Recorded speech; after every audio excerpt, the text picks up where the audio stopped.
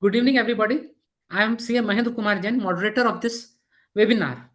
We are delighted to welcome you all in the webinar being organized by Continuous Professional Education Committee of ICAI. It is my pleasure to be a moderator for the 65th webinar on IBC Amendment Bill 2025 and Google AppScripts. In a short while, we will start this webinar. First, I would like to appraise you about the CPE committee. The role of chartered accountant is evolving continuously to accept newer responsibilities in a dynamic global environment. The future of CA profession depend on being flexible and open to innovation. Therefore, the need of the hour is to innovate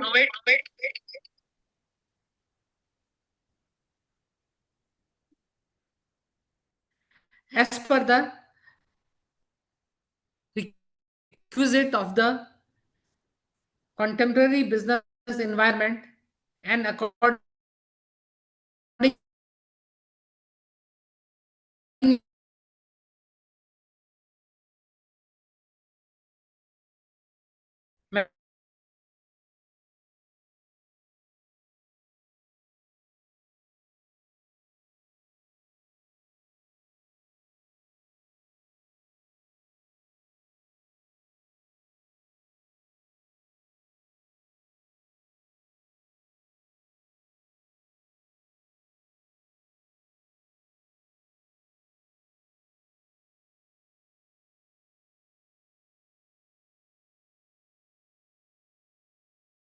Mahendra ji, we can't listen you up.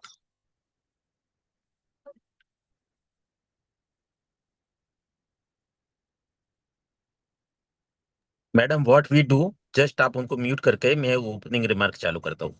Sure, sir. आप उनको mute कर दीजिए. Yeah. Okay, sir.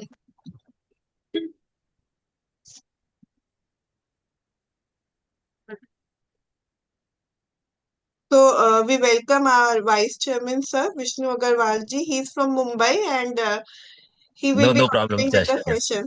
Thank you, Continue, madam. Sir, some disturbance is going on because we can't hear the moderator, sir. So I start. Respected our today's speaker Abhishek Nagori ji and our second speaker Akhil Pachuri ji. Respected our moderator Mahendra Kumar ji and our secretary Ginni madam and all the supporting staff. Without support of Ginni madam, we can't do this type of the program. Every week we are doing 3 to 4 programs. Madam, thank you very much first you because your dedicated support, which myself chairman, our chairman Satish Gupta ji and myself vice chairman Vishnu Agrawal, we are taking the credit from my all the audience, but actually credit goes to madam because she is doing very hard work. And my first speaker Abhishek Nagori ji, very learned speaker. And I have worked with Abhishek Nagori ji when I was the regional council member. He was also the regional council member. He is very dedicated. And the common part in both of us, my in-laws is from Neemuch, Madhya Pradesh, and his in-laws is also from the Madhya Pradesh. So as we both are the co-brother-in-law also. So thank you, Abhishek Bhai, for coming here and sharing your views on the IBC. He's very learned speaker. Friends, we are doing so many works under the CP committee. I am also vice chairman of the direct tax committee. Under the direct tax committee, recently we have published the one income tax act 2025, new income tax act, which is first time we have published from the direct tax committee and it is available on our selling counter at only 500 rupees.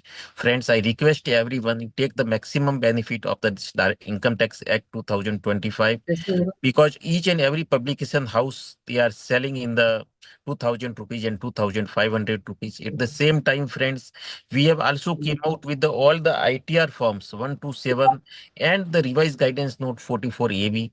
We have also given the pre-budget memorandum to the CVTT and we have also given various suggestions to the new rules and the form whatever form are coming in the state of the 3CD and 3CBA and 3CA.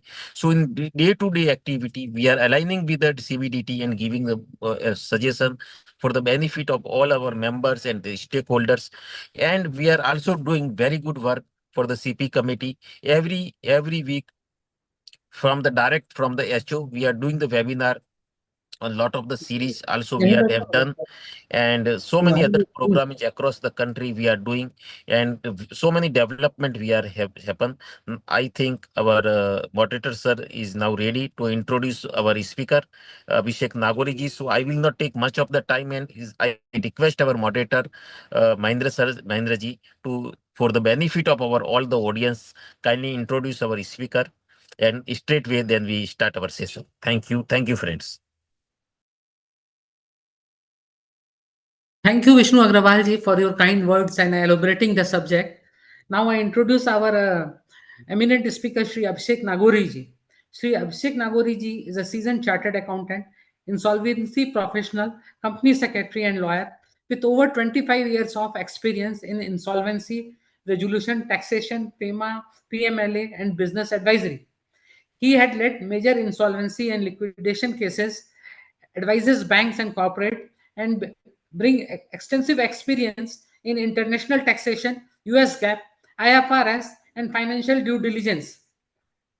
A Gold medalist, and All India ranked 6 in CA finals. He has held key leadership roles at WIRC of ICAI and currently serves on the SOCHM, National Council of Stress Assets. He is also an author and widely respected speaker on taxation, FEMA, PMLA, CSR, and the Insolvency and Bankruptcy Code. Now I request Sri Abhishek Nagoriji to take over the session. Thank you, moderator, sir. Very good afternoon to our Vice Chairman CP Committee, CA Vishnu Kumar Agarwal ji, and moderator for the session, Mahendra Kumar Jain ji, and good afternoon to all the participants.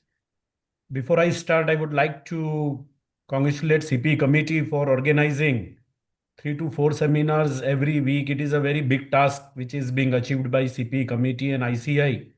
In knowledge sharing and knowledge spreading is always leader in all professional bodies. So congratulations to ICI and CP Committee. Thank you, sir. I will just share my screen, request screen share rights.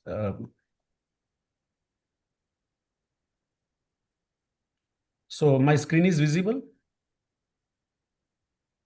Yeah. Thank you. Friends, the topic has been rightly chosen and kept at very right time. The Insolvency and Bankruptcy Code Amendment Bill 2025. The Insolvency and Bankruptcy Code 2016 has completed almost 8 years and 9th year is running. And the government, being very proactive, thought it fit to bring some of the amendments with changing global scenarios, global practices, and the changing economic requirement in our country. And by learning, because since it is very new law, so by learning, then public feedbacks and judicial precedents, the amendments have been brought into place. The bill was introduced on August 12, 2025 in the Parliament. And after some deliberations, it has been referred to Parliamentary Select Committee for review, and it is with now Parliamentary Select Committee, and it may be approved in winter session of Parliament. We are very much hopeful that it will be approved in winter session of Parliament. Friends, the objective behind this code can be divided into 3 main areas. One is to address delays. The time is of essence in IBC, and to preserve and maximize the value. The time is of the essence for various procedural reasons, and in litigations there were delays being faced. So the amendments are addressing those concerns about delays in the processes. And then second is to provide legal clarity. With some judicial pronouncements, there were deviations from the basic intent of the code, and also in course of the implementation in last 8 years, several legal issues have arisen. So the amendments seek to provide legal clarity to various concepts maybe the verification of claims, the powers of RP to verify claims, the definition of security interest. This controversy was raised through the rainbow judgment of the Honorable Supreme Court, or maybe the various discretionary powers of the court. So various things have been clarified. Then to align the insolvency framework in India with global best practices. This bill also introduces three new, we can say, the processes which are aligning with global best practices, and India being the signatory to UN agreements, the UNCETRAL model law has introduced group insolvency related legal framework, which has been adopted in this bill. Then this bill has also one separate chapter for cross-border insolvency. Then also a very novel concept of creditor initiated insolvency resolution process, CIRP, has been introduced. We will discuss that also.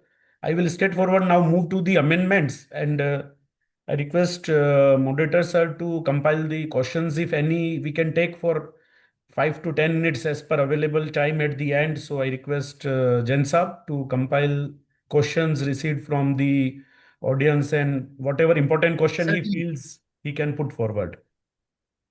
certainly we will do. Yeah, sure.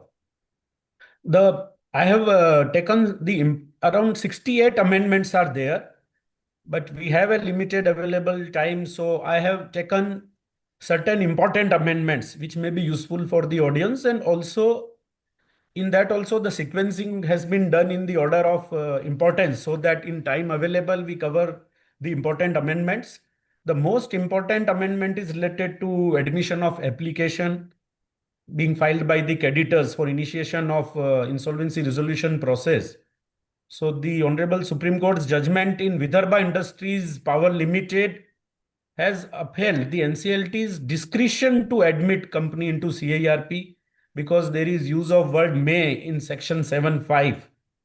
So the Honorable NCLTs have, and also the higher judicial forums have interpreted that this is a discretionary power. And this was one of the reason for delays, and also in many cases which would have been put into insolvency resolution process were stopped from resolution due to rejection of CIRP applications for various factors.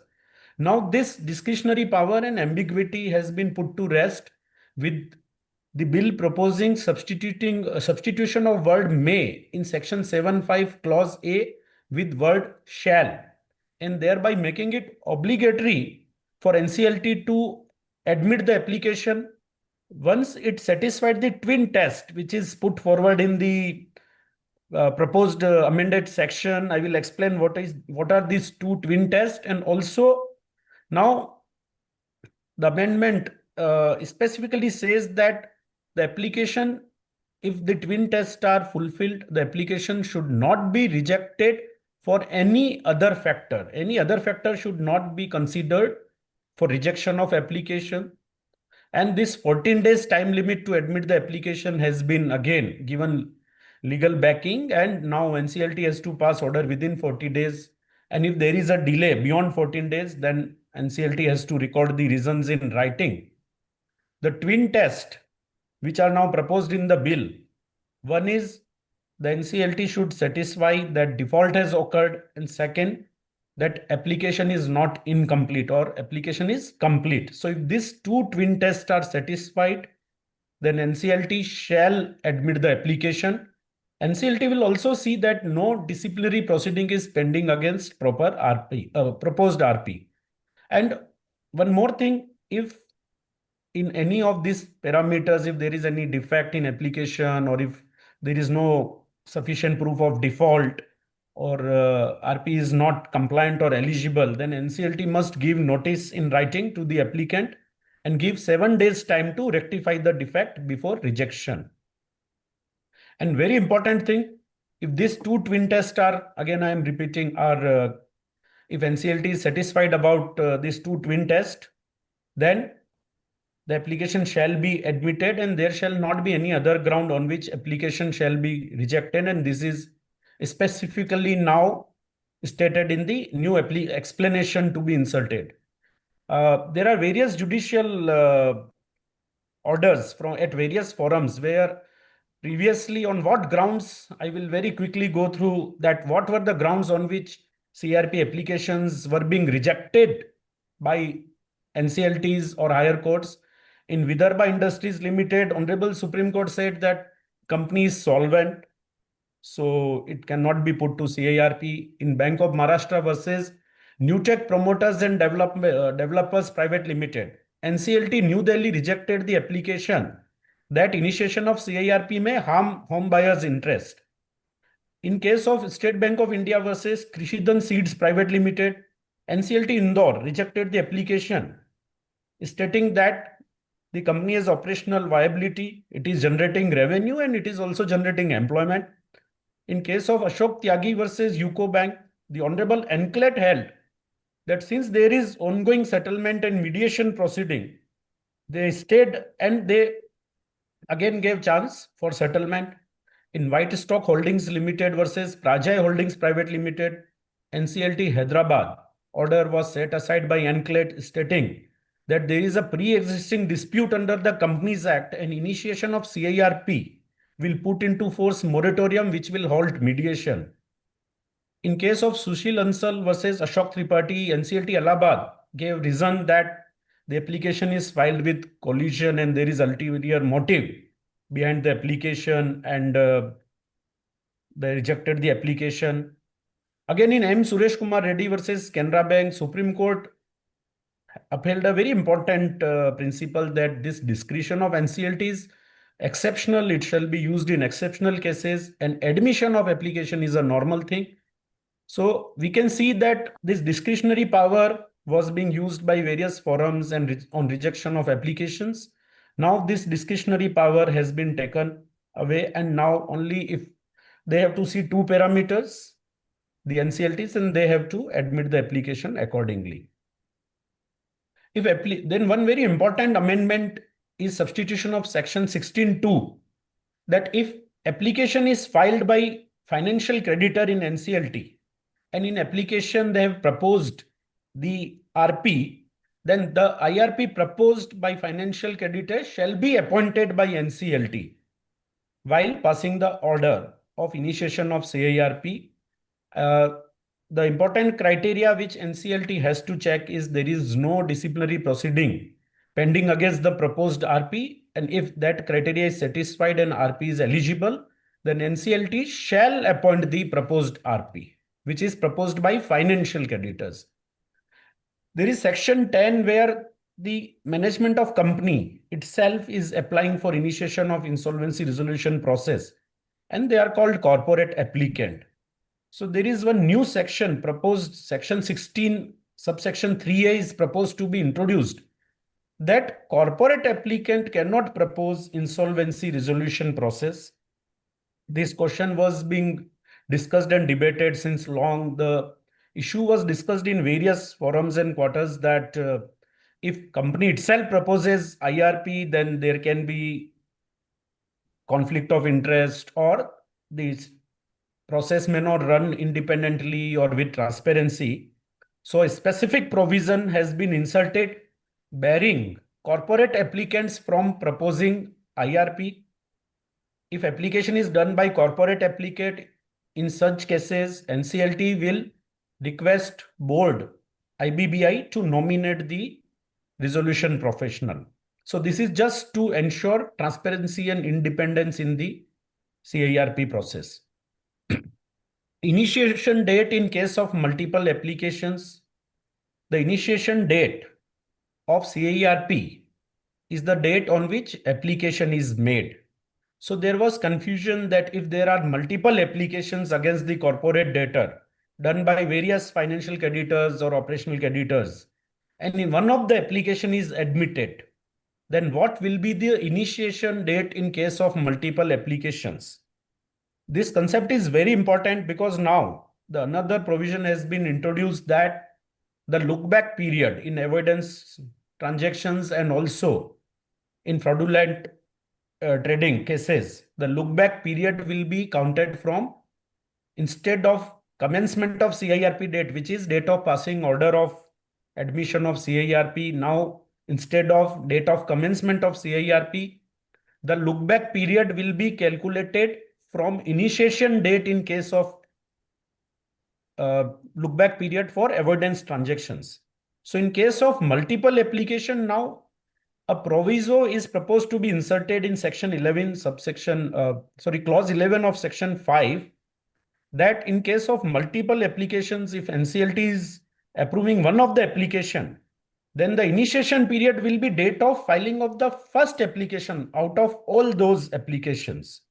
For example, if the application filed in fourth order is admitted, even in that case, the first application filing date will be initiation date in case of multiple applications.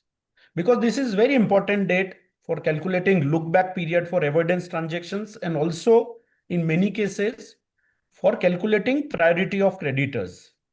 And now it has also been specified that adjudicating authority, while passing order of commencement of CIRP, they will mention the initiation date in its order in interest of certainty based on the rightful first application made against the corporate debtor. COC already have power to change resolution professional, or while confirming IRP, the interim resolution professional who is appointed in the order of CIRP in first COC meeting or subsequent meeting, COC has power to continue IRP as RP or to appoint new RP. So what was happening, that when COC is passing the resolution, then the current process is that COC has to approach adjudicating authority for approval of appointment of RP, and in cases of change of RP, appointment of new RP. So that was taking a lot of time. Then there were a lot of confusions, operational issues also regarding timing of handing over, then delays. And IRP is not certain about his appointment. New RP has not taken over. So many processes were getting delayed. Then handing over was issue. Then payment of fee of IRP for interim period. Sometimes COCs are not approving. So many confusions were there. There were delays in process also due to this, that adjudicating authority's order is necessary for appointment of new RP. Now this requirement have been done away with. Now there is a proposal to amend section 22 in the bill, that the date of approval of resolution, passing of resolution, will be date of appointment of new RP. And there is no need to apply to adjudicating authority for order for appointment of new RP. So this is a very good provision. The only requirement is that decision shall be communicated to RP who is being replaced, to corporate debtor, means the erstwhile management and suspended directors, and to the Insolvency and Bankruptcy Board of India.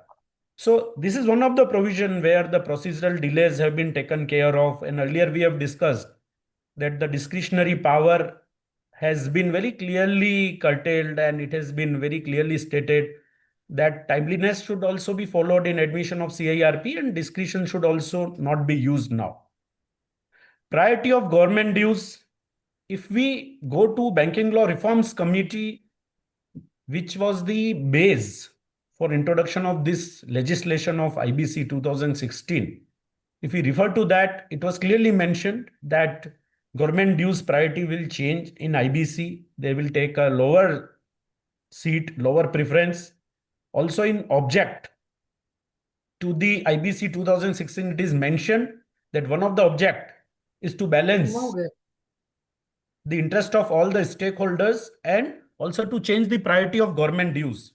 But with Honorable Supreme Court judgments in Rainbow Paper Limited, wherein it was held that it was case of Gujarat VAT, wherein in Gujarat VAT Act it is mentioned that the Gujarat VAT department is a secured creditor and it is by operation of law. So in Rainbow Paper, Supreme Court held that Gujarat VAT shall be treated as secured creditor. By operation of law, they did not file any claim as a secured creditor. They will be treated automatically by operation of law as a secured creditor.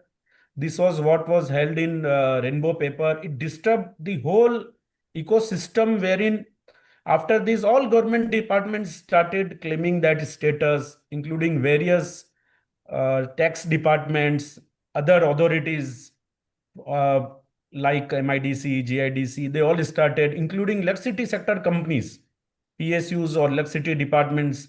Every department started to use this judgment without any clear application of mind. The Honorable Supreme Court in Pashchimanchal Vidyut Vitran Nigam Limited upheld that rainbow paper disregarded the intention of legislator under the waterfall mechanism, and it is restricted to the facts of the particular case. But still there was lot of confusion. But now the present bill proposes to set right this confusion, which I think disturbed the whole ecosystem, including distribution of proceeds in liquidation, as well as the resolution plan distribution mechanism was disturbed. So now the present bill proposes to add an explanation which excludes interest created merely by operation of law, such as government dues, which we discussed, like Gujarat VAT in Rainbow Papers case. From the definition of security interest, this has been removed. That now security cannot be created merely by operation of law, and it further clarifies that security interest must be created by an agreement between two or more parties. For example, there has to be some mortgage deed or creation of title mortgage by submission of original title deeds. So there has to be some agreement between two or more parties. And now it excludes statutory charges such as government tax dues created merely by operation of law. There is also a proposal to insert one explanation in section 53, which is waterfall mechanism under liquidation process, which clarifies that central or state government dues will not be entitled to priority of secured creditor. Friend, this is one of the most important amendment which is now effectively reversed. Once passed, it will effectively reverse the rationale in the Rainbow Papers. And it is also upholding the court's objective. There can be various scenarios. There's also a case of UP Industrial Development Authority where, again, using this Rainbow Paper, it was held that UP Industrial Development Authority dues will get priority. But now such cases will also, such disputes will also rest to peace. But there can be various scenarios where this amendment may not help. I will give you example of non-payment of dues of industrial development authorities. For example, there is a leasehold plot from Maharashtra Industrial Development Corporation, MIDC.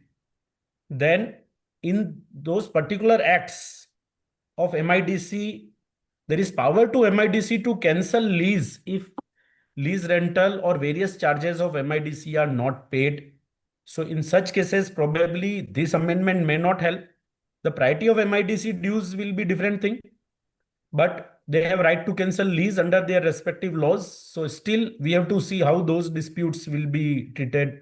And in case of housing and urban development authorities, for example, there is allotment of flat by DDA or other allotments by various urban development authorities, and the dues are not paid. So they have right to cancel the allotments under their respective legislations. So how this will affect those rights is still to be seen. So that is a thing to be seen in future. One very important amendment again regarding duty and power of IRP or RP for verification of claims. There were various judicial orders. One was the order of SR Steel, where the Honorable Supreme Court held that the RP, the duty is to merely compile, collate the claims. So the role was just administrative of compiling the claim. But subsequently in various, again, judicial orders, I've listed those orders. In Jet Airways Limited, the Honorable Anklet stated that they clarified that it is IRP's duty to verify claims based on records, but noted statutory ambiguity led to disputes over unverified claims. So in IBC, there was no legal provision which casted duty or power upon RP to verify the claims. So there was an ambiguity. Then in Edelweiss Asset Reconstruction Company versus Sachet Infrastructure, the Anklet held that the disputes over claim valuations were due to unclear mandates, causing CIRP delays. So these judgments now inspired this new explanation, which is we are going to discuss regarding power of RP to verify claims. In Vijay Kumar Jain versus Standard Chartered Bank decision given by Supreme Court, it was stressed that timely claim processing is necessary to avoid CIRP disruptions. Also, the issue of valuation was discussed there. Now, the proposed amendment in section 18, it gives power and also it states that it is obligatory on RP to verify the claims. And it also further goes on to state that if there is any confusion about valuation or valuation is not clear, then RP shall also determine the value of claims. So this power to verify claims, which was given some sanctity through various judicial orders, or its importance was discussed in judicial orders. Now legal explicit sanctity has been given to this power of RP to verify claims, and at the same time, now it is obligation on the RPs to verify the claims. It also mandates that IBBI through regulation will prescribe the specific manner in which IRP should receive, verify, and collect claims. One more important thing, that now the claims as verified and admitted under CIRP, those will be adopted by the liquidator, and liquidator role will be just to update the list. So the claims will be admitted and verified at the stage of CIRP, and liquidator has to adopt that list, and liquidator has the power to update the list. Now, one more important thing is there, that this clarity regarding verification and valuation by IRP or RP of the claims will definitely put to rest many disputes which were regarding valuation and verification of claims, and this will also speed up the CRP process by reducing the delays. Applicability of interim moratorium. There were various disputes again, and there was ambiguity regarding once CIRP is initiated, the moratorium starts on the corporate debtor. So any proceeding cannot be continued or any action cannot be taken against the corporate debtor as per the moratorium which is in place during CIRP, and no new proceedings can be initiated. So there was a protection guard given to the corporate debtor under CIRP from all type of legal proceedings by way of moratorium, so that resolution can take place seamlessly and in effective manner and in timely manner. So in case of State Bank of India, this moratorium was given a very wide interpretation by Supreme Court. Then in case of Furnace Fabrica Limited versus State Bank of India, it was held by Honorable NCLT that initiation of proceedings against personal guarantor cannot be interpreted in a very broad manner, that the right of action under section 7, 9 and 10 of the code which lies against the corporate debtor is prohibited. So in this Furnace Fabrica judgment, it was held that if proceeding is started against personal guarantor, it doesn't prevent initiation of proceeding against the corporate debtor. The Honorable Delhi High Court in Axis Trustee Service Limited also held that interim moratorium should not be interpreted so broadly that it includes all core guarantors of the same debt of the corporate debtor. So meaning thereby it was held that if CIRP is initiated against corporate debtor, so moratorium is against the corporate debtor. It is not qua personal guarantors or corporate guarantors. So proceedings against personal guarantors and corporate guarantors can be initiated. So this was having some judicial backing, but now to clear the ambiguity, the bill proposes to insert new section 96(4), providing that interim moratorium does not apply to personal guarantors of a corporate debtor. One more clarity now given in bill regarding voting share of members of COC. Friends, what was happening, that the vote share of COC member is counted by the claim of particular financial creditor who is eligible to vote divided by total financial claims. So that was the definition. So there were disputes that there are sometimes related party financial creditors who are not eligible to vote, but dispute was there whether they should be included in total denominator or not. So if we include interested financial creditors who are not eligible to vote, but we include them in the total financial creditor claim, then the vote percent of the financial creditors who are eligible to vote is diluted. So now the bill seeks to put rest this ambiguity also, and it seeks to amend the definition of voting share under clause 28 of section 5, clarifying that voting share will be computed on the basis of financial debt owed to only the members of committee of creditors who are eligible to vote. And for calculating the total financial claims, the claims of financial creditors who are not eligible to vote will be excluded. So the vote share will be vote of a financial creditor eligible to vote, the claim of financial creditor eligible to vote divided by total claims of financial creditors eligible to vote. So this is a very good clarification, and it will also put rest to so many disputes.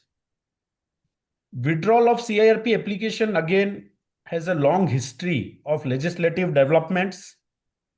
There is a section 12A which was not there in initial IBC 2016. Friends, in the case of Glass Trust Company versus Byju's Ravindran case, which is famously known as Byju's case, the Supreme Court has stated that there are 4 stages of CIRP. I will explain the scenario of withdrawal of CIRP application or withdrawal of proceedings at various stages one by one. So the first stage is pre-admission, means application is filed, but the CRP has not been initiated, the application has not been admitted. The second stage is post-admission up to the constitution of COC. Third stage is post-constitution of COC up to issuance of invitation of expression of interest. And fourth stage is during CARP post issuance of invitation of expression of interest, inviting resolution plans. Friends, initially for this pre-admission, still there is no legal provision which provides for this. But since inception of IBC, under Rule 8 of Insolvency and Bankruptcy Application to Adjudicating Authority Rules 2016, NCLTs were allowing withdrawal of application, which is application has been filed but not admitted. So NCLT can allow under Rule 8 withdrawal of application filed prior to admission. Post admission up to constitution of COC, Rule 11 of NCLAT Rules 2016 gives power to NCLAT to allow withdrawal of CIRP process. But NCLAT was also, and also in NCLT in many cases were reluctant to use this power. So in many cases, Supreme Court has allowed withdrawal of CIRP under Article 142 of Constitution. So Supreme Court also used constitutional powers and allowed withdrawal of CIRP.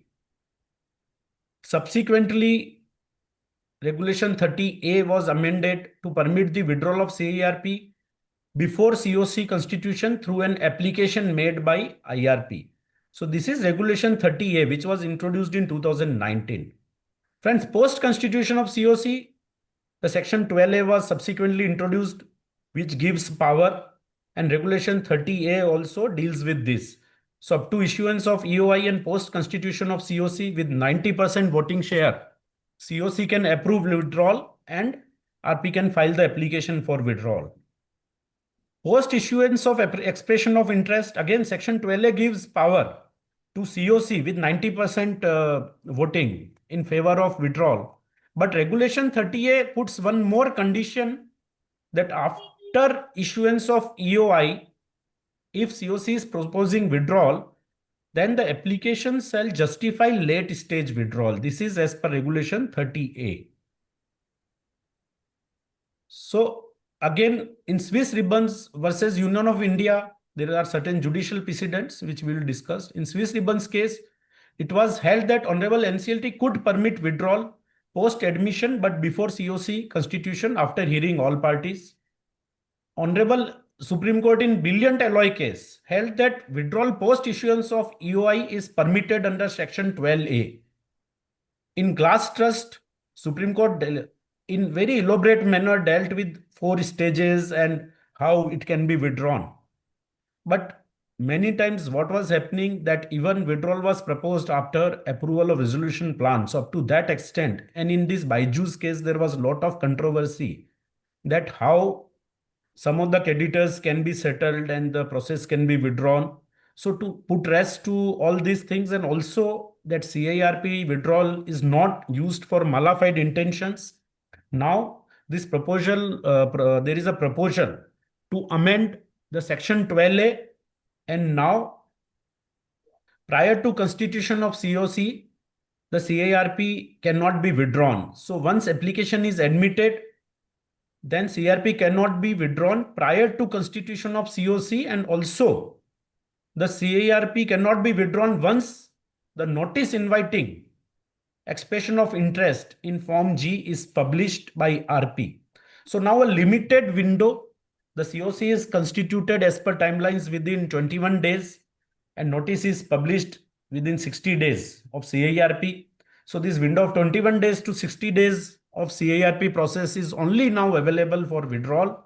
So now the legislation has curbed the use of this withdrawal provision for curtailing the CIRP proceedings. And this Honorable Supreme Court's judgments of Brilliant Alloy as well as Swiss Ribbon has also been reversed. There was also controversy regarding continuation of evidence applications once CIRP is complete or liquidation process is complete. CIRP process can be complete in two manner, either by approval of resolution plan or by passing of liquidation order. CIRP process is closed and liquidation process is closed by dissolution of the company. Their courts have ruled in favor of the thing that these proceedings can be continued even CIRP is closed. There was one judgment of Tata Steel BSL Limited versus Venus Recruiter. So it was upheld that the evidence applications will survive CIRP. So even resolution plan is approved or liquidation process is started, then also evidence applications will be continued. But it also held that these proceedings of evidence application will accrue to creditors of the erstwhile corporate debtor and not the resolution applicant. But now the Supreme Court has given the clarity that proceedings of PUFE can go to creditors or resolution applicants, or even under liquidation process, these benefits of PUFE applications can be assigned to through a proper auction process. This can be assigned. So that also now has legal clarity has come on that. But this Venus Recruiter judgment has been now given legal backing, and there is a proposal to amend section 26, which says that the PUFE application will survive even CRP completion or liquidation process completion. And there is also proposal to amend section 35, that if CIRP ends in liquidation, then liquidator can pursue the evidence application.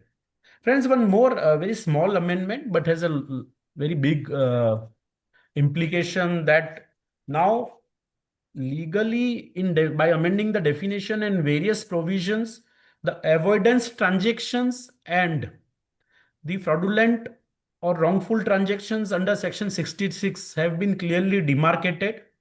And now it is clearly stated in the proposed law that these both type of transactions are a separate set of transactions. So separate proceedings and separate applications should be undertaken for these two set of transactions. One is PUFE transactions and second is willful or fraudulent transactions. And this amendment will also apply to both set of transactions. So now PUFE transaction as well as willful and fraudulent transaction, both will survive CRP completion or liquidation process completion. Now, another very important amendment, I think this we should discuss before. Sir, moderator, sir, how much time I have? Just a minute.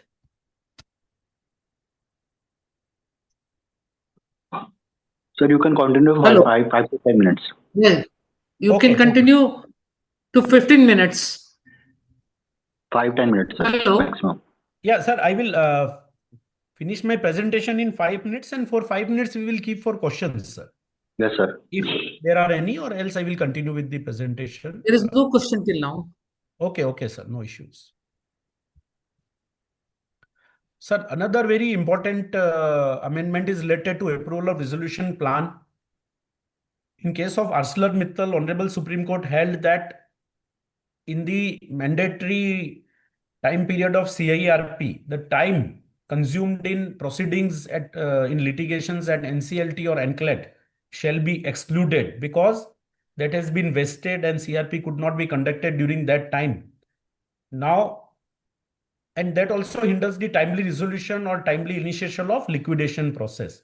So CRP is not culminating into either resolution or liquidation due to all these proceedings. Now the present bill proposes to insert a new subsection 2A in section 31, which mandates that Honorable NCLT shall pass order for approval or rejection of resolution plan within 30 days period from receipt of resolution plan. And it also mandates now that if there is delay, then NCLT shall record reasons in writing. So 30 days time limit has been now stated in the amendments for approval of resolution plan. Another, before clean slate, I will just move. One more very important amendment, or I can say change in approval process of resolution plan, which is being introduced, is that now there will be two-stage approval. First, NCLT will pass order for approval of resolution plan except the distribution related sections or distribution part of the plan. And secondly, if so, NCLT is not going to outrightly reject. COC will get chance to cure defects in the resolution plan. Subsequently, once resolution plan is passed, then NCLT will pass order on the distribution of the proceeds of resolution plan. So there will be now two-stage approval of the resolution plan. And friends, many times what happens that most of the disputes in approval of resolution plan are related to quantification of claims, admission of claims, or distribution of under the resolution plan. So plan will be passed immediately, distribution will be decided in second phase. Then secondly, by introducing two new sections, section 31 subsection 5 and section 31 subsection 6, the clean slate principle, which was established by various judicial precedents, have been now legally put into IBC. It has been given again the legal backing of court. First, in SR Steel versus Satish Kumar Gupta, Honorable Supreme Court held that once the resolution plan is implemented and the creditors are paid as per resolution plan, all the liabilities which are not part of resolution plan will be extinguished and no new liabilities can be enforced on successful resolution applicant. In Ghanshyam Mishra and Sons versus Edelweiss, again Supreme Court stated that resolution plan is binding on all stakeholders post approval and to prevent unforeseen claims against SRA. And also, fresh start is given to the corporate debtor after approval of resolution plan. So, no unforeseen or contingent liabilities or unaccepted liabilities which were previously not existing or which have not been previously admitted, any type of those liabilities which are not part of plan or not dealt in plan or liabilities which are paid according to plan, all type of liabilities will be extinguished. In Ghanshyam Mishra, it was also held that no new proceedings can be started against the corporate debtor pertaining to the period prior to approval of resolution plan. So the corporate debtor gets a clean slate, and this principle was by various judgments of Supreme Court. Now, this clean slate principle is introduced in section 31(6), which says that no new claims can be enforced on resolution applicant, successful resolution applicant, and also no new proceedings can be instituted, and old proceedings can also not be continued against the corporate debtor or its asset.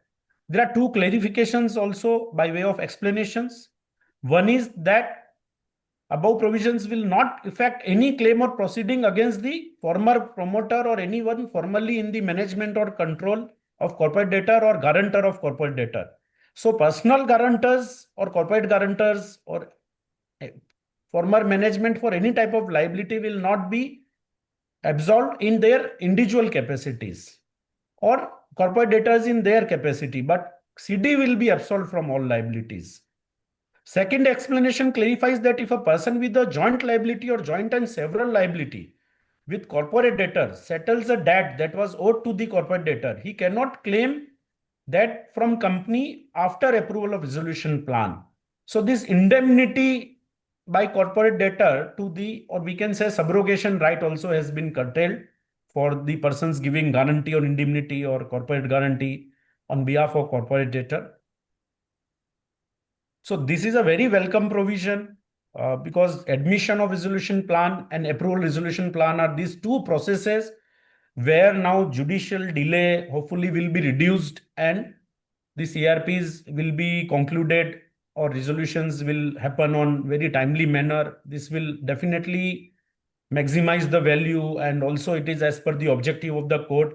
Friend, this was a very good discussion and I thank CP committee for giving this opportunity. I reserve 5 minutes for question answer, or if there are no questions, I can continue, sir, for another 5 minutes.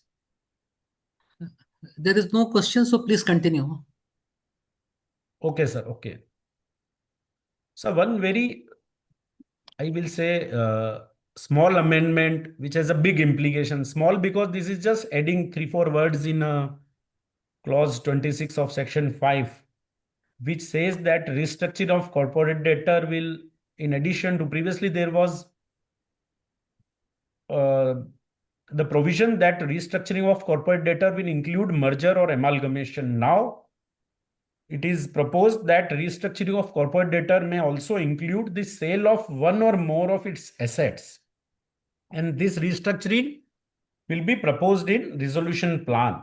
So now the resolution applicant can propose in plan regarding sale of one or more of assets of corporate debtor after this amendment is passed. This bill is passed. Now question comes, what type of assets, which assets? So in my understanding, and at what stage assets can be sold? So in my understanding, whatever as a part of resolution and revival, the SRA, successful resolution applicant, feels which assets shall be sold to generate cash flow, which assets shall be retained, that SRA can decide and propose in resolution plan. And once COC in its commercial wisdom approves that resolution plan, this plan will get legal backing and SRA can sell the assets. The assets can be core assets or non-core assets. Many times non-core assets are generally sold, but even SRA can decide to sell some of the core assets also as part of resolution plan. Another question that may arise is at what stage SRA can propose sale of one or more assets in the resolution plan. In my opinion, it can be after the approval of resolution plan by the adjudicating authority.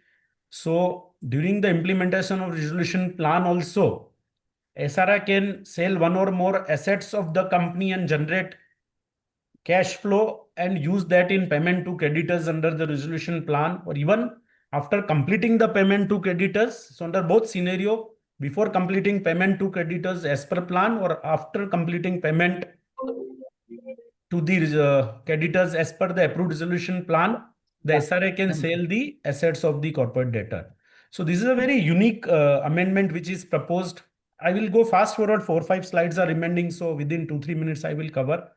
One very unique provision again has been introduced is regarding, this is new section 28 capital A for transfer of assets of guarantor.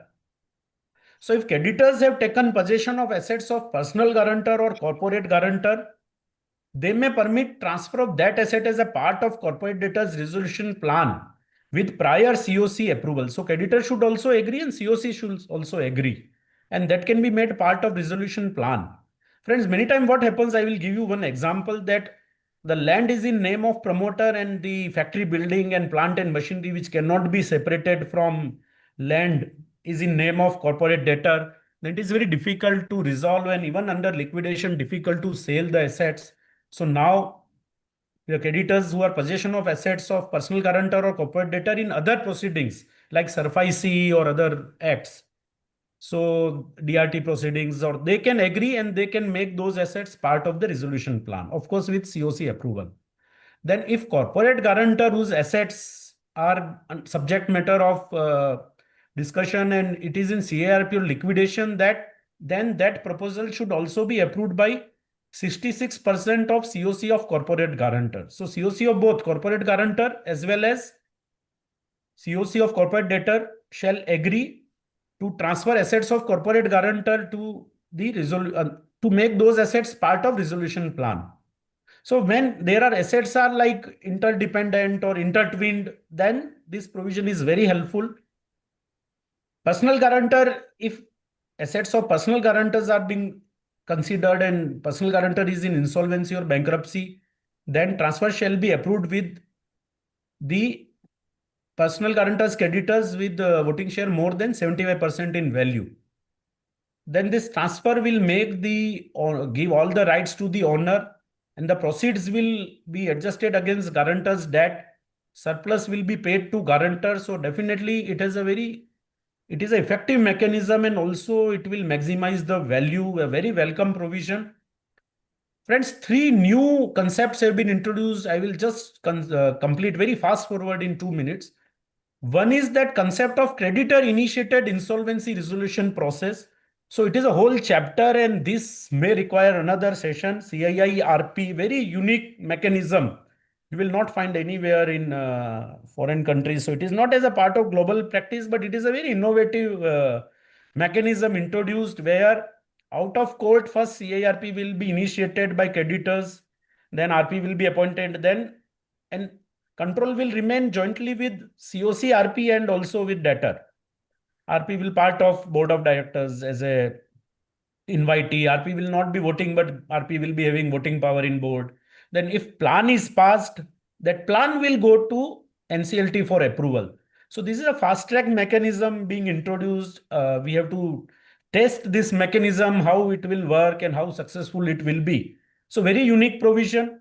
CARP can culminate into withdrawal by 90% of COC, or it can culminate into CIRP if there is no resolution plan or there is resolution plan is rejected. So there can be various outcomes of this CIIRP process. This is CIIRP process, creditor initiated insolvency resolution process.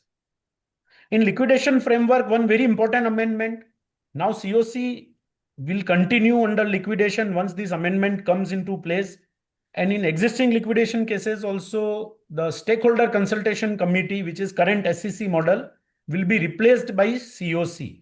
And all provisions of CARP related to COC, notice, minutes, meetings, voting, etc. will continue under liquidation. So now COC with its experience and wisdom gained during CARP will be in better position to guide and decide during liquidation process also. So now COC is back in liquidation process. COC will have power to change, appoint or remove liquidator. For liquidation, fixed timelines are introduced, 180 days plus 90 days extension. One more important amendment, this is whole chapter again introduced related to group insolvency.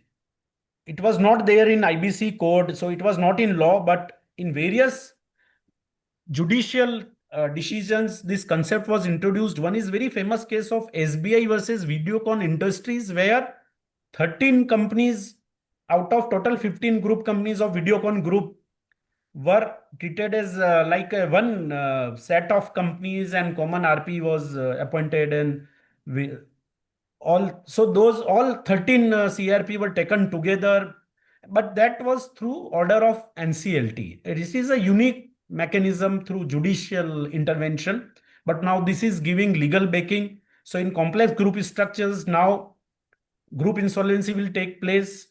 The bill further authorizes central government to introduce provisions related to joint proceedings, common resolution processes, common COC, common resolution plan. So all those things will be put into place.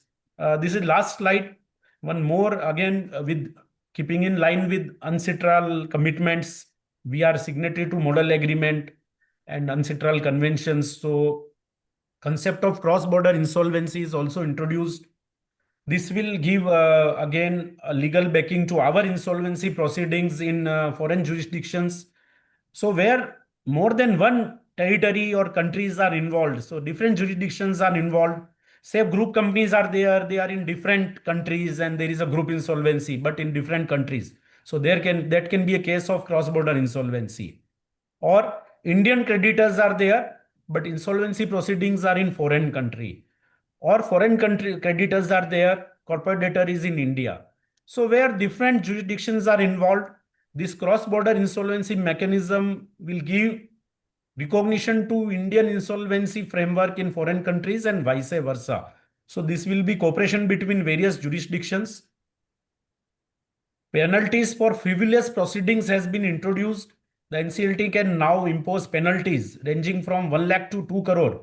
For initiating a heavy penalty of 2 crore can also be imposed for initiating vexatious or frivolous proceedings. This is a measure to deter misuse and reduce court backlogs, because many times the process is derailed due to unnecessary uh, litigations by various stakeholders, including promoters. Generally, they file cases without, even if they are not having any ground. In every case, promoters file 4, 5, 6 cases at various forums and they try to delay the processes, but this will deter. And again, this will now again help in maintaining the timelines and finishing CARP or obtaining resolution within time. So this is also a welcome provision. There being no questions, so I put rest to my discussion. So once again, I thank moderator CA Mahendra Kumar Jain ji, and thanks to CP committee and thanks to all the participants. Thank you, everybody. Thank you. Thank you, Abhishek Nagori ji, for explaining the latest amendment in IBC in a very simple and lucid way. I understand that after these reforms spanning from corporate, individual, and group insolvency, enhanced role of regulatory bodies, improved discipline for process participants, and new framework for technology and cross-border cooperation. The new bill seeks to create an agile, transparent, and investor-friendly insolvency regime. Its vision is to foster confidence among global investors and domestic stakeholders alike, ensure efficient recovery and restructuring for distressed entities, and align India's corporate failure framework with the demand of rapid modernizing economy. Thank you once again. Namaskar, sir. Thank you. Thank you. Now we are going to start our second session. Second session speaker is Sri Akhil Pachori ji. Mr. Akhil Pachori is a tech-savvy professional from Jaipur, Rajasthan. Has eased his name in the world of finance and technology. His US-based certification as a certified ethical hacker, certified information system auditor, and certified fraud examiner have set him apart in the field of finance and technology. Since 2014, he has been professionally engaged as a system auditor, specializing in IT systems and vulnerability assessment and penetrating testing. He is a knowledgeable sharer, regular illuminating various forums with insights on cyber security, system audit, artificial intelligence, forensic accounting, fraud detection, office optimization, etc. He has taken as many as 100 plus sessions around the country till date. He is an active speaker on AI, frequently delivering sessions to educate and inspire professionals about the impact and potential of AI in the finance and technology sector, which is the need of the hour today. Now I request Sri Abhishek Akhil Pachori ji to start his session. Thank you, Mahinder sir, for the warm introduction. I would like to thank the CP committee chairman Satish sir and the vice chairman Vishnu sir for giving this opportunity to deliberate once more for CP committee. This is third or fourth time I am deliberating for CP committee.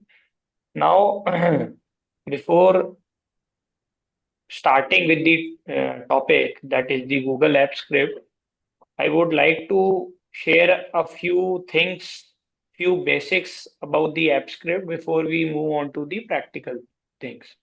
So for that, I'll be sharing my screen. Yeah. So now if you see what Google App Script by the name itself, it suggests that the Google App Script would be running in the Google workspace, right? So now the Google workspace is going to run. Now,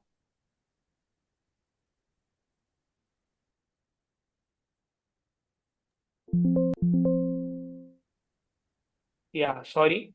So the Google workspace, there is one thing that is known as Google App Script. Now, what all is covered under the Google workspace? The Google Docs, the Google Sheets, the Google uh, Slides, where we have the presentations, and any other Google workspace, whatever you call. Now, these are the work suites of Google under which this app script is going to run.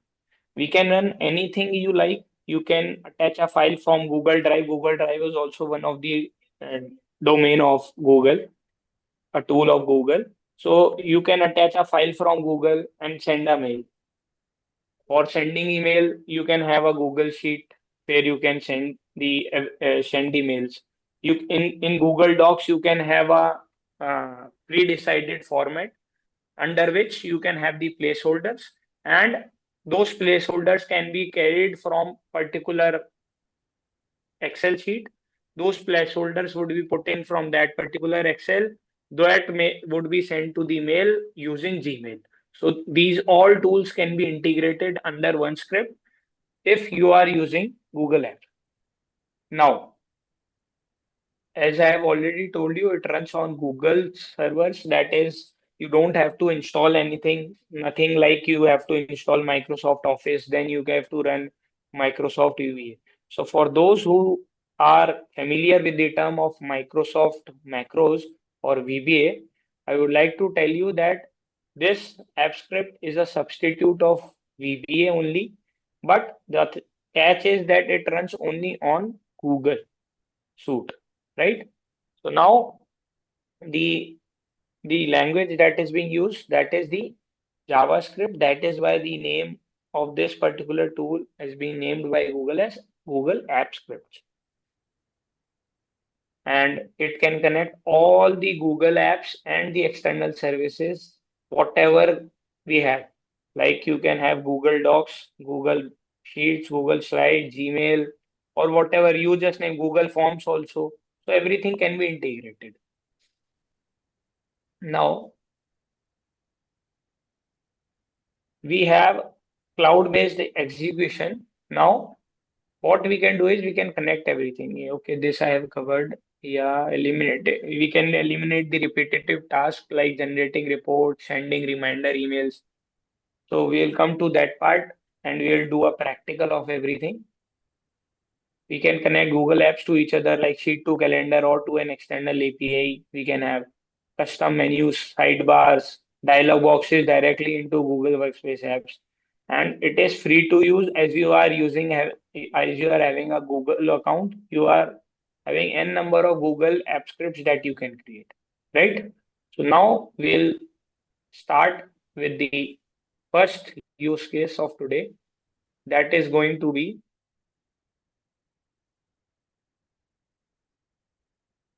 regarding the mail. Now,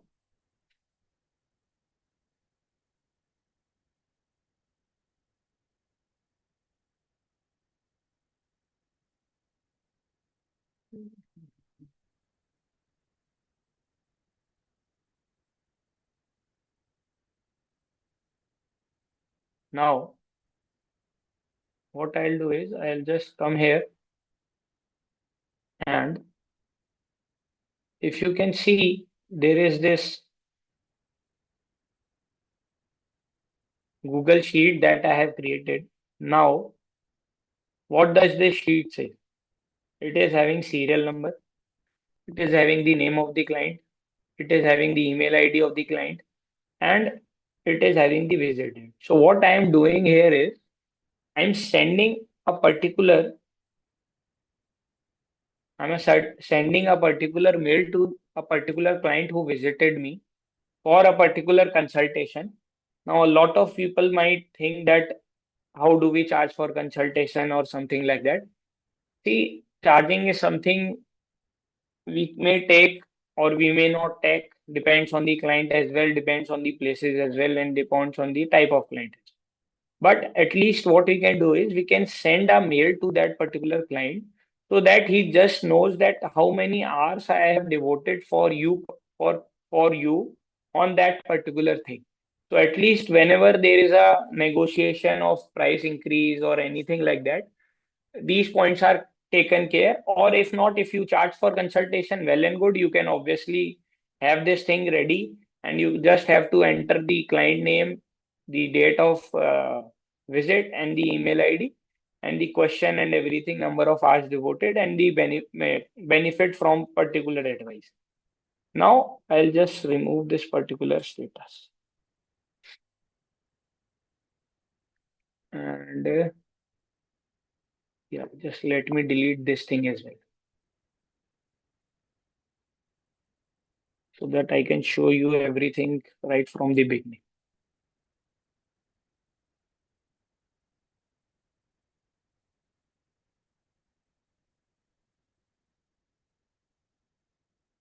Yeah, so this is a normal sheet that you all can create in your Google Sheets.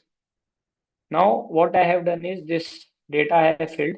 Now, what I want is in this sent status, I just want to know whether that particular mail has been sent as well, and what does the mail should contain. I'll just show you what the mail should contain. Just let me show you. Yeah, it should contain the following, right? Dear client name, thank you for choosing so and so for financial and tax consultation. We appreciate your time you took to meet with us on 19 November. Here is a summary of key points for a meeting where we devoted 2 hours to your addressing your concern. This was the date, this was the hours devoted, and what was the discussion. Your quantifiable benefit potential ROI is 50,000. So this is a particular mail that I have created. I want this mail to be shooted to the client as soon as I click on particular send button, and this is just one particular mail.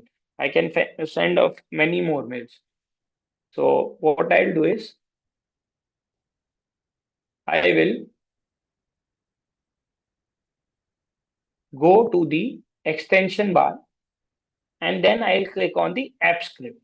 So this is the option that you would get only and only if you have created a sheet in the Google Sheets directly, or if you have uploaded and there is an option that comes here which says save as Google Sheets. So if you have click on that option, then only the extension would come. Otherwise, the extension won't be coming. So if you have uploaded a Excel file to Drive and trying to open it on the Google Sheets, then it won't appear. You will have to do this one more step. Otherwise, you just have to click on extension and click on apps. Now, what I'll do is I'll have to write a prompt that I want to send a mail to the client mentioned in the sheet, and the format should be so and so, right? So what I'll do is I'll enter the prompt in Gemini. See, you can choose ChatGPT, you can choose Gemini, whatever you may choose, right? But again, you have to see whatever you are choosing, it is as good that it works, right? So I'll just create it once right from the starting. Yeah. So if you see what have I written is act as an Google AppScript expert developer and business process automation specialist. Write a comprehensive Google AppScript for a CA firm to automate client follow-up emails after consultation. Assume the active sheet has the following columns, that is include indices 0 to 8. Column number 0. Okay, if you look at this, you can mention it as column number A, B, C, D, E, F, G, H as well. So if you see in column number 0, that is A, I have mentioned serial number. What is the heading of next column? Client name. So if you would see that column 1 is client name. Then the email, visit date, client quotation, hires devoted, advice given, and quantifiable benefit. Okay. Now what I want is iterate through the data rows, skipping the header. I want you to skip the header. Now coming to the row, if you are skipping the header, then you would come to the next row of this, right? Now you would have to skip this also if the status here is sent, right? So if I click over here sent, I'm keeping one mail as a sent just because so that you may know that yes, the script is working properly and it is not sending the email again and again, right? That is why I have written it, because there may be chances that okay, I have sent the mail, now a new client is being added. Let's say Mahinder sir, right? So now Mahinder sir, if you would tell me your email ID if you could. mkjain11@gmail.com. MC Jain, mkjain MK Jain, mkjain11 11. at the rate of gmail.com. Okay. Thank you, sir. So let's assume you came today to me for a, let's say, office automation advice. Number of hours I devoted were 4 hours. What was the advice? Adopt Google Apps.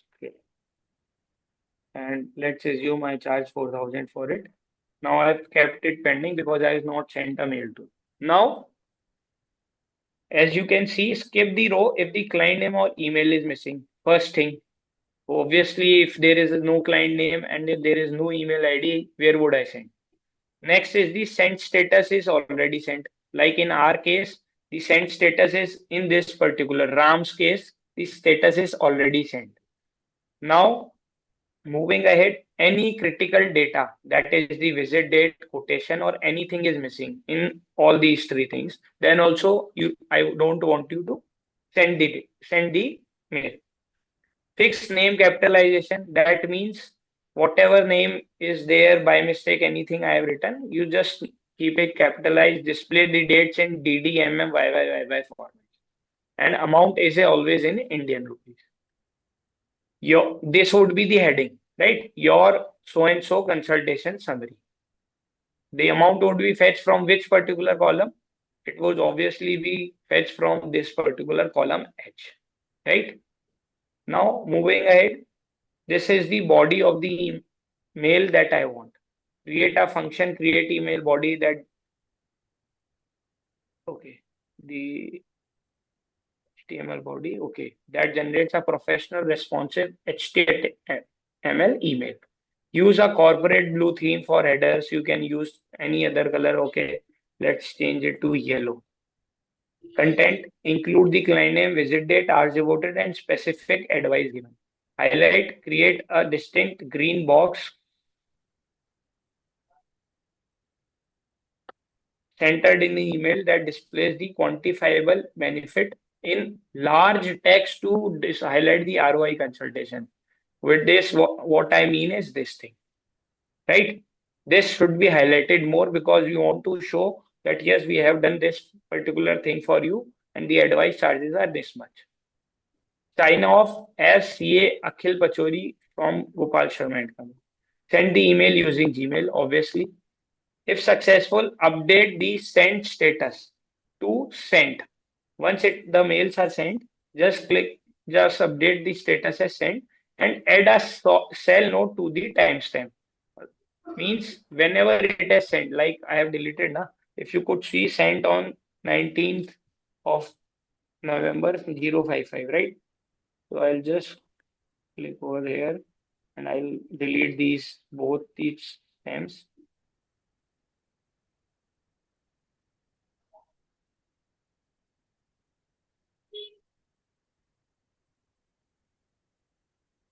Yeah. So now there is no particular note in this column. Now moving ahead, if failed, add a 1 second delay, obviously to avoid rate limits, as Google has a rate limit. If you want to spam another person's mail, they actually mark you as in spam because there are n number of emails that are being sent in a particular short duration. So that is why. Show a completion alert to the user when finished. Obviously, I want to know whether it has completed or not because there may be 3 rows or 300 rows, right? At the end, there may be 300 rows or 3000 rows during the year, and it will skip those rows and send only on those rows where the send status is not there, right? Include an on open function to add a custom menu. Okay, include a custom menu item send follow to the Google Sheets UI. With that, we'll have a particular button in the Google Sheet only.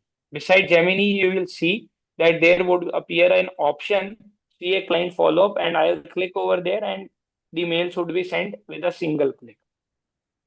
Try catch blocks the robust error handling. I want you to reduce the error as much as possible and add comments explaining the logic in the app script. So as soon as I click on enter, now the Gemini would be thinking for all the possible scenarios that I have mentioned, and on the basis of that, it will create a particular Google App script. Now, okay, now it has started giving me. Now, with the last line, if you see, add comments explaining the logic. So these are the comments. They won't be affecting the obviously the logic or anything, but they would help you to understand what the sheet is going to do or what this particular code is going to do, right? Now, what I'll do is I'll just copy paste this code, right? Now, once I copy paste this code, where would I put it? Obviously, in the Google App Script URL that we see. Now, for those who are new to this, you would see that there may be 4 lines of the code that you would have. Like, let me show you. This is the 4-liner code that you would be getting once you open the app script for the first time, right? So what you have to do, you can obviously delete this. Now, once I have deleted it, I'll copy paste that particular code. Now, if you see, this is 186 liner code, right? So 186 lines of code have been written and not a single line was entered by me in this code. All the things were done by Gemini. What I had to do is I would have to explain this in detail. Obviously, this is what is needed, and we all call it as prompt engineering. Now, once I have pasted it, what I'll do is I'll click on save button. Now, this project has been saved to the drive, right? Now, beside the save button, if you see, there is a run button. Now, if I click on run, you would say that it is showing me execution completed. Now, but again, how was the execution completed? I told that you don't have to send it. I will be sending it from a button that you have to create in the Google Sheet itself. And if I go back to the Google Sheets, you would notice that beside Gemini, I have this particular button that was not present. CA client follow-up. This is what I wanted. Now, how do I move ahead with this particular thing? Now I'll just click on this send follow up mails. But before that, what I'll do is I will write send on a particular mail. This is my email ID only. So I'll click send over here, and Mahinder sir's mail ID I have not written send. So I'll ask Mahinder sir if he has received the mail once this is over. Now I'll click on send follow up mails. If you see, it is running the script. Now it is telling me process complete email sent 3. So 3 mails have been sent. Now if you see, obviously I wanted to send 3 mails only, as I had already sent that particular mail to Ram. Now the update status has been updated here as well. If you see, the status has been updated here and the note has been added, sent on November 19, 17, 25, 56. If you see, I told it to create a 1 second delay, right? It was sent on 56th second. The next was on 58th, and the next was on 59th. So all mails would be sent after a 1 second.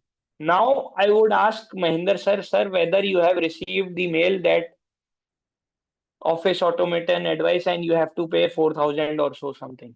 Like I'll show you how it has worked. Yeah. See, we changed that color to from green to blue to yellow, na? So it is coming as yellow. Next, 19th of November, I came. 2 hours consultancy on capital gain. He advised, and this is the estimated financial benefit. 50,000 is the financial benefit, unless at the last it is telling us signing off Sri Akhil Bachwani. At the end, it is also telling this is an automated follow-up from your recent consultation. Mahinder sir, if you can tell me whether you have received or not, because I have also received, and the other mail ID I have also received that particular mail on my mobile. It has pinged. So this is how the AppScript would run, and this is particularly for the purpose of sending email once I click on send follow-up click, right? Now I want you to create a particular app script where, let's suppose this is the list of the client, and I want you to send a mail where, okay, this is the list of clients, right? Alpha Solution, Beta Innovation, and Gamma Enterprises. Now this is the list of, I will add Jenser's email ID over here.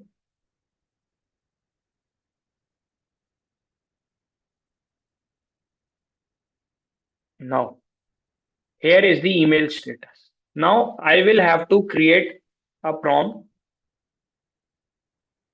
where serial number is there, GST number is there, name of the client is there, email ID and email status. Now I want this to be triggered for each and every client, because there is a particular date where you have to comply and you have to call the clients or send mail, whatever the thing is. So let's assume today is 19th and 20th is the 3B due date. So what I'll do is I will send a mail on 19th November of 5:45 or 5:40, whatever time we get. That particular time we'll schedule it, and on that particular time it has to send the mail, right? So what we'll do is we'll prompt here now and here only, and we'll see what we can do.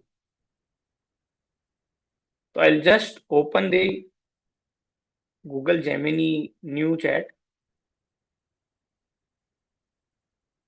Now what I'll do is, you are a Google AppScript expert developer. Your job is and your job is to develop the app script on the basis of following information. Now, what is the following information? The sheet content is as below. Serial number. What are the other columns?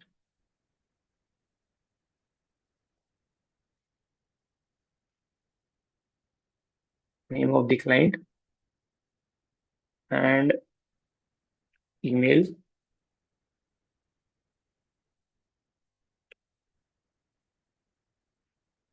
Email status. Now, at every 19th of every month, I want you to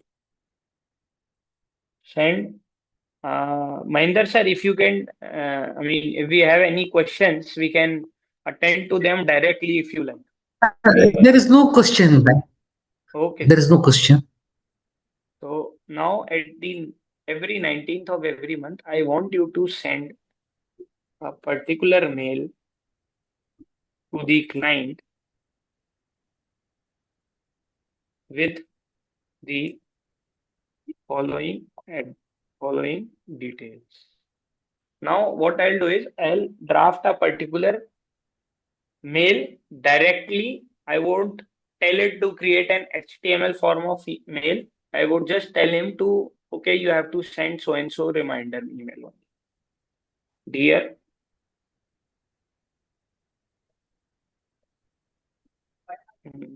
name of client.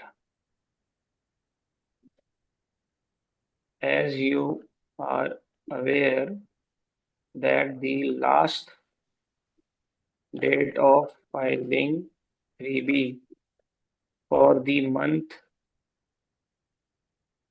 for the previous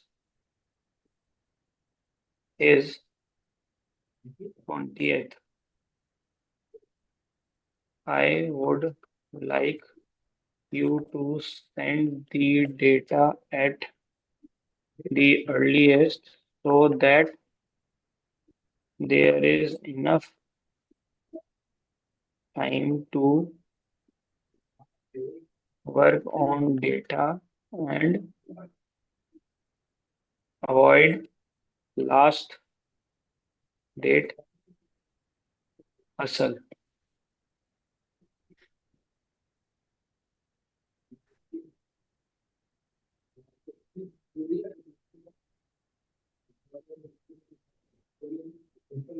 We are requesting the data for GST. Regards, C. Akhil Pachori.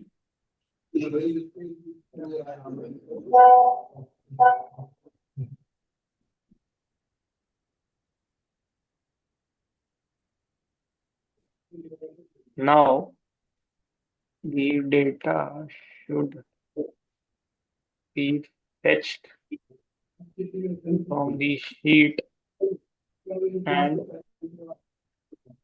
the mail should be sent via Gmail. Also, the mail should be triggered automatically every 19th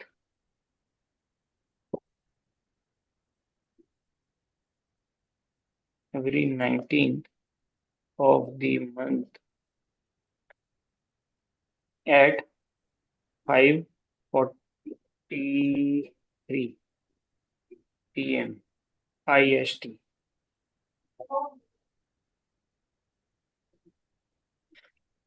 The mail should be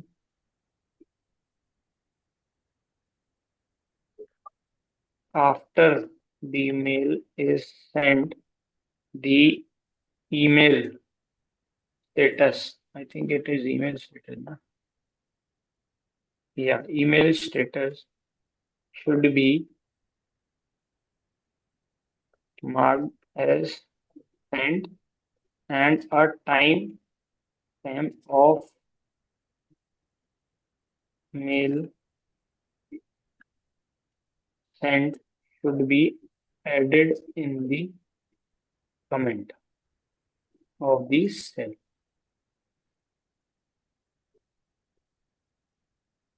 Now I have given this particular prompt, basis which it will create a particular app script for me.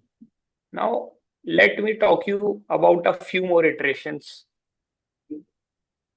that we have already done. Obviously, due to paucity of time, everything and anything cannot be taken up in a 50-minute webinar.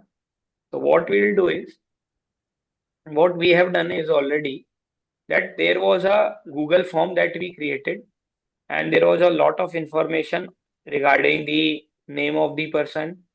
His photo was uploaded by us, and his batting stats. Actually, it was a tournament, and we had a player registration form. So for auction, we had to create a particular slide so that the people know who they are bidding for. For that, what we did is we actually created the app script where on the if you know, there is a sheet responses Excel sheet separately created apart from the form.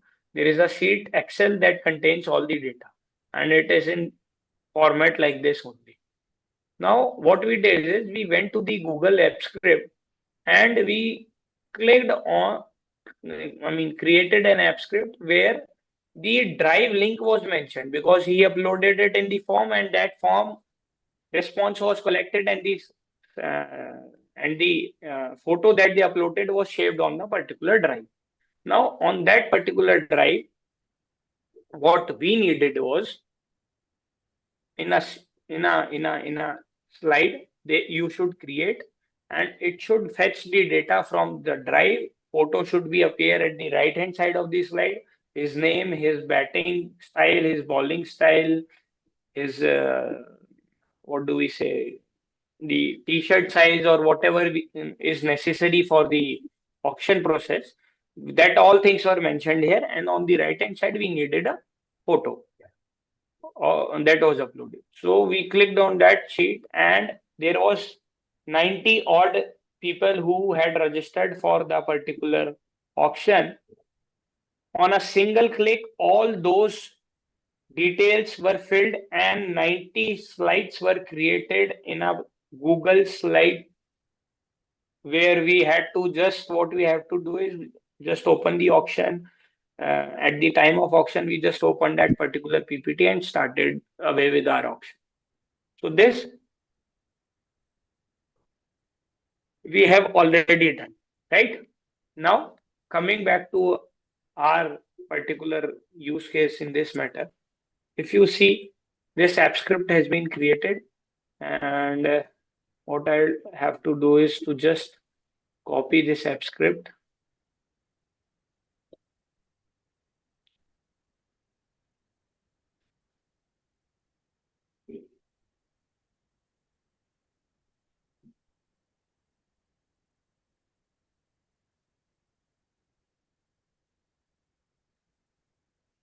Again, one more update that I would like to share with you all, that this Gemini is now have been updated to Gemini 3.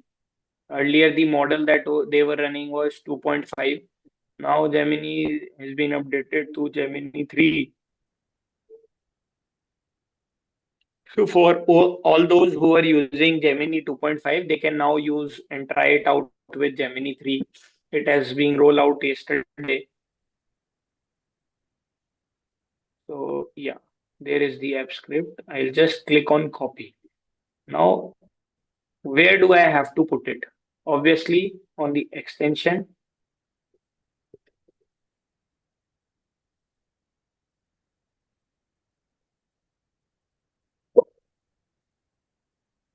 I'll delete the already whatever that particular. Okay, so if you see here is a 4:43 p.m. Now you obviously know that if you want to change this timer, like we are at 4:50, 5:40, right? So let's assume we'll be able to do that. I'll just click on save. Now this thing you have to kindly note because you will face this particular thing at the first instance when you are running the app script in that particular sheet. See, every this app script is nothing but a code, right? Now, when we run a particular code which is not verified by Google, they always say, sir, kindly review the code as we are not responsible for it because there are codes. What they do is you can generate a Google app script that delete entire Google Drive once I click on delete drive. The entire Google Drive should be deleted, or let's suppose entire Gmail data should be deleted. There are scripts that you can create like this. But again, if you have not verified and you don't understand the logic, if the way I told you, na, like 5:43, it is going to send and everything. So that is why what Google has done is we require authorization that yes, you are the only one who is sending this particular app script and you are only generating because just in case anything happens, Google is not responsible. Now, if you see, Google hasn't verified this app. So for running this, what you have to do is you will have to go to advanced and you have to click on go to untitled project. Obviously, it will say it is unsafe until and unless it is being verified by Google. So now it will ask for 2-3 permissions. Obviously, that depends on what you are creating in the script. Like in particular script, it is I've asked the permission for Gmail only, na. So if you see, it is only asking for Gmail, right? And next, what it is asking, allow this application to run when you are not present. Why? Because we have mentioned it has to run automatically, right? So what I'll do is I'll allow these 3 permissions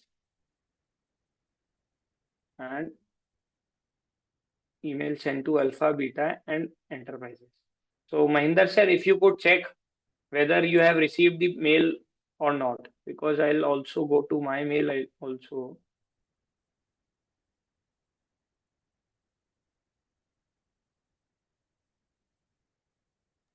Yeah. I have received your mail. Yes, sir. I have also received. So if you see that you might be Gamma, I suppose, right? Yes.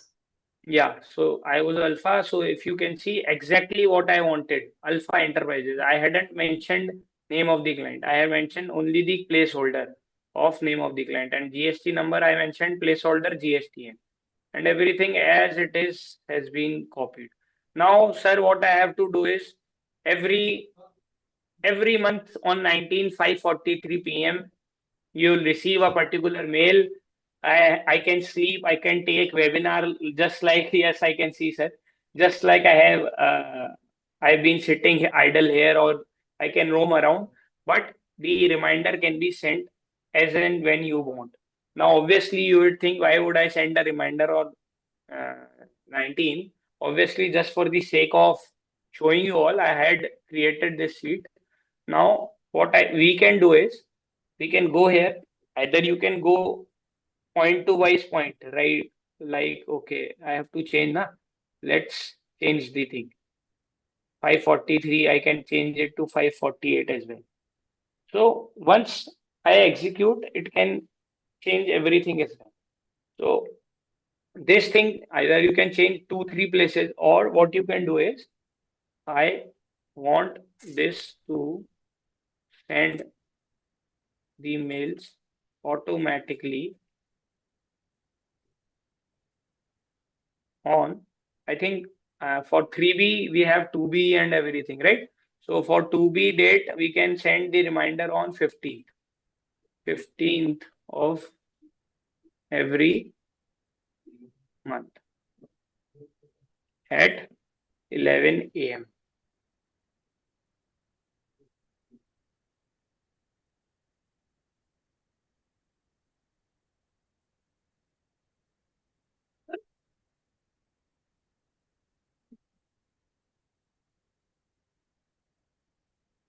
Okay, let me do one more modification as well.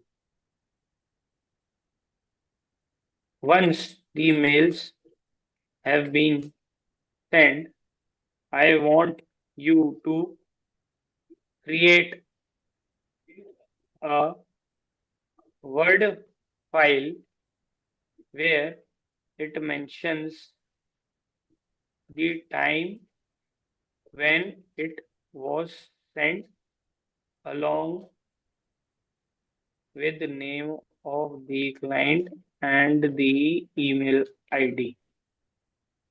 Now I'm adding one more extension in this. I am integrating one more Google Workspace tool, that is the Google Docs. So now once I'll change, now you will see. Okay, we are going to change. Hmm, yeah, keep the automatic date and time to be 19 November to 19th of every month,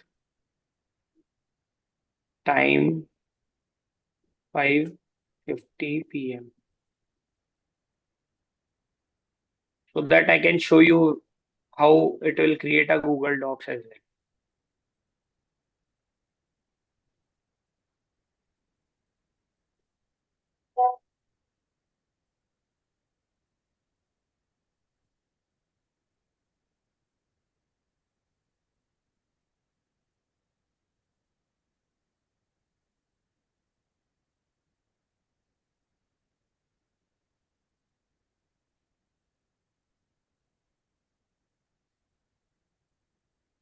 Right? So now it has updated this.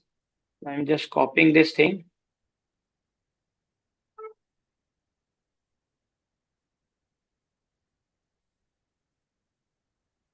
I'll copy paste another code. I'll click on save and I'll click on run. Now it is asking for reviewing the permission again. Why? Because I have added one more integration of the tool, that is Google Docs. Now if you see, it will ask me for Google Docs. Yeah. Delete all Google Docs document. So that is why it is asking for the permission again, because I have integrated Google Docs. So once I give this particular, yeah. So if you will see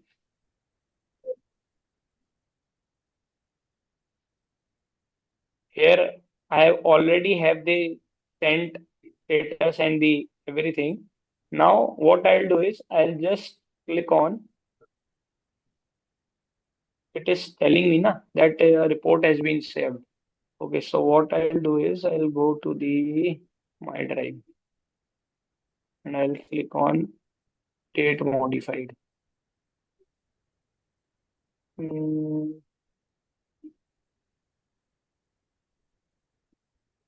yeah, so this is the document that it has created. Email sent report 19th November.